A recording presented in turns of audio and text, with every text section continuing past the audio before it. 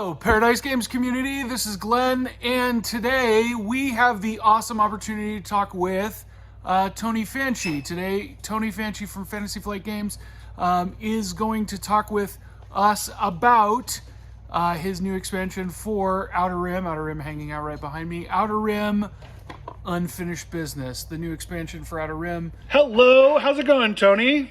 It's going great, So for everybody out there, I have with me Tony Fanchi from Fantasy Flight Games. And Tony, we have the opportunity to talk about this might be one of the most anticipated expansions, certainly that Fantasy Flight has put out in quite a while. I think that's fair to say. It's your game, so you may not want to toot your own horn, but it's definitely one of the most anticipated expansions for now. So for people who have not had a chance to ever play Outer Rim or not familiar with sort of the basic thrust of Outer Rim, explain how just the base set, the original game. What is Outer Rim for somebody who's uninitiated? Yeah, so Outer Rim is a game set in the Star Wars galaxy, the Outer Rim, obviously, in which you take on the role of a bounty hunter, a smuggler, or other ne'er-do-well in the Star Wars galaxy, and your goal is to become the most famous or infamous of the characters in all of the Outer Rim. Awesome. And what are what are the broad mechanisms, what are the mechanics of, how would you describe how you go out and become one of the most famous or infamous bounty hunters in the or scummy ne'er-do-wells of the galaxy? Yeah, there's a combination of mechanisms in the game. It's some pick up and deliver. You're picking up cargo and delivering it to where it goes. There's some combat, some dice rolling combat in the game. There are story elements to it. When you compete and when you attempt a job, you will read through some story elements, do some skill tests.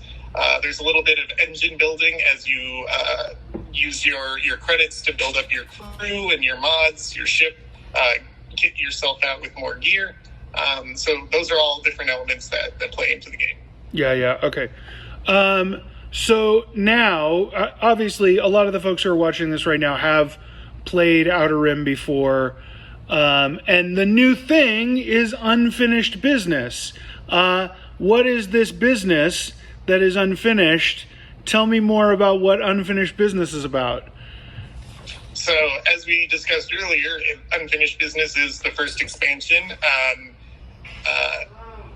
The goal with this expansion was to not only give players more of what they really love about the base game, which I like to tout that we have more cards in this expansion that came in the base game, so you're basically doubling the number of cards in the game. Yeah, I noticed that. But it also introduces a couple of new elements.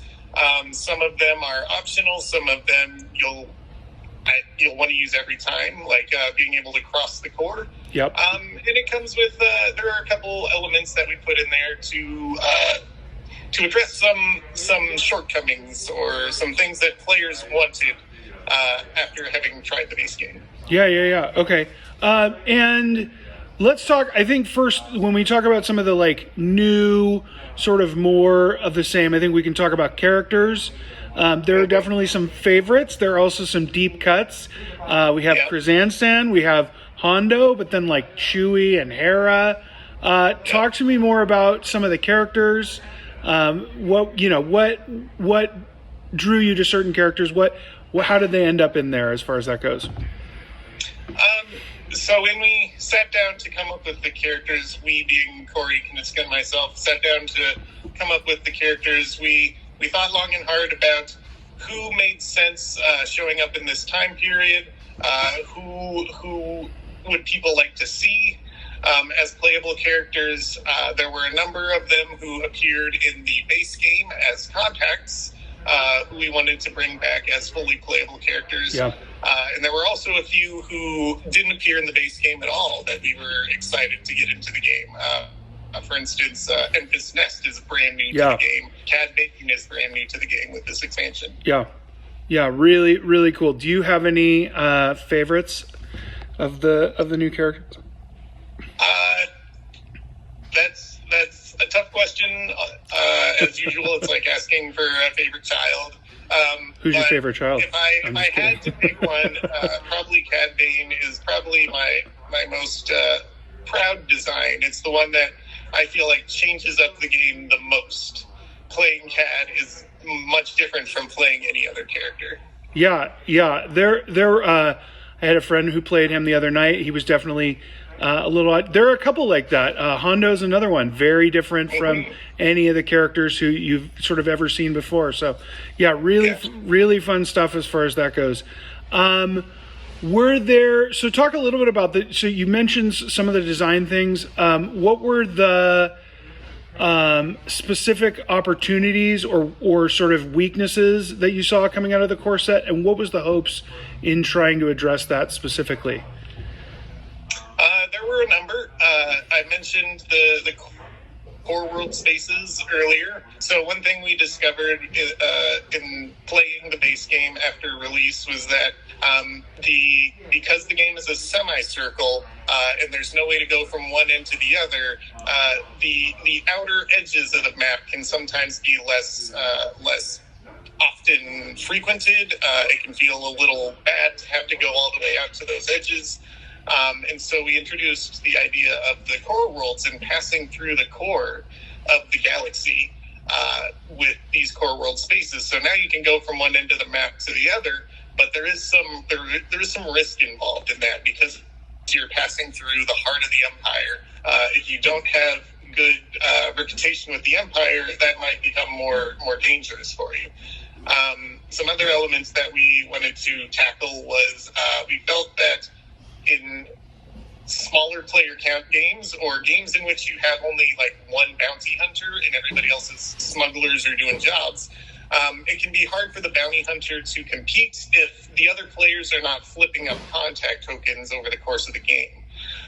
So we introduced a mechanic with new icons on market cards that will, over the course of the game, require every player to flip up the contact tokens, which will make those bounties a little bit easier to hunt, and it will make the bounty hunters a little bit more competitive when they're the only one doing the bounty hunting. Yeah. And then the last thing I wanted to talk about was the end game. So in the base game, you could sometimes get into a situation where the winner was inevitable. It was easy to see that Glenn is 2 moves away from delivering his final illegal cargo, and that will give him the fame that he needs to win the game. It's unlikely it would be me, but yeah, sure. usually not me, but all right, yeah, sure. Yeah, so we came up with our ambitions. These are an optional mechanism in the game where everybody picks a personal ambition at the start of the game, and that gives them several different objectives that they have to achieve over the course of the game, including a final objective that is always an exciting conclusion to the game. So you always have that tension of, can they pass or will they fail? Will I get another turn and have a chance to come back at the very end? That's really cool. I hadn't seen, so obviously we can talk a little bit more about ambitions, but I hadn't seen that as being sort of a key thing of them. Do you want to just mention, as we're talking about ambitions, sort of more generally, what are they? Because I was going to ask next about new things. So ambitions is definitely one of those. Yeah, so as I mentioned, they are a series of goals that you must accomplish over the course of the game, and there are many different types of goals. So, like, there's Hero of the Empire, Hero of the Rebellion, okay, who is trying to participate in the rebellion on Mon Calamari and on Ryloth, so they have to go to those planets and encounter those things. They have to make sure that their rebel reputation is high, their imperial reputation is low, and then their final goal in the game is to blow up an Imperial Star Destroyer. So the cool. Imperial Star Destroyer is the level 4 Imperial Patrol, which normally has an infinite attack value, and so is undefeatable. Right. But this particular ambition gives you the opportunity to fight that patrol by going to its space. It's a tough battle, but if you do that, if you manage to bring down that Star Destroyer, then you prove yourself a hero of the rebellion. Yeah, that's really cool.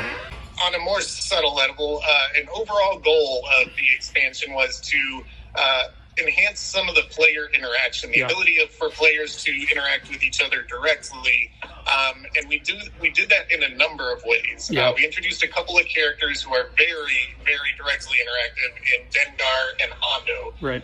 Dengar lets you hunt down players, whereas Hondo lets you steal stuff from the other players. And creates a back and forth where Hondo steals something for you, but then you get to fight him and try to steal it back from him. We also introduced a few jobs into the job deck where you can either work in cooperation with another player to complete a job in which you both get the rewards, or you can work in opposition with another player to steal their cargo or steal some of their gear. And then a number of encounter cards that we added to the game have decisions that need to be made by somebody else at the table, the nearest player to you on the map. And so all of these elements were intended to enhance the player interaction in the game. One other optional element of the game that I'm really proud of is the favors system. This is, as I mentioned, an optional rule where basically you can offer to give somebody else in the game a favor on their turn, which could be letting them borrow one of your skills, giving them an extra die in combat. And in return, you can ask for credits, you can trade items with them if you're in the same space, or you can demand that they give you their debt token, which is a new element included in the expansion. And this debt token is basically a promise of a future favor that you can return on any future turn, and they have no say. They can't turn you down for the favor at that time. So you might do a favor early in the game for somebody that's not a big deal, helps them maybe shave a turn off of their win condition, but then in the late game, you've got their debt token, so when you need that critical skill test for the skill that you just don't have, you can get that skill test by borrowing their skill. Yeah, it was. I was really stoked to see it actually played out. It definitely works out, I thought, really well. So, and I think, by the way, I said feats before, and I meant favors. So I apologize if I misspoke. So to me, obviously, and I mentioned this so far, but to me, one of the things I love most about Outer Rim is the stories that sort of emerge out of the mechanics. So, we talked about a few games that I'd played offhand, but did you have any games come up before the camera was on? But did you have any games that you've played before where you've had any sort of any interesting stories or unique experiences that you've had either during playtest or even just sort of goofing around with the game? Certainly. It's been a while since I played the game in playtesting. Sure. I, in fact, got to play it last night, though, and managed to pull off a win with Chewbacca becoming a pirate monarch.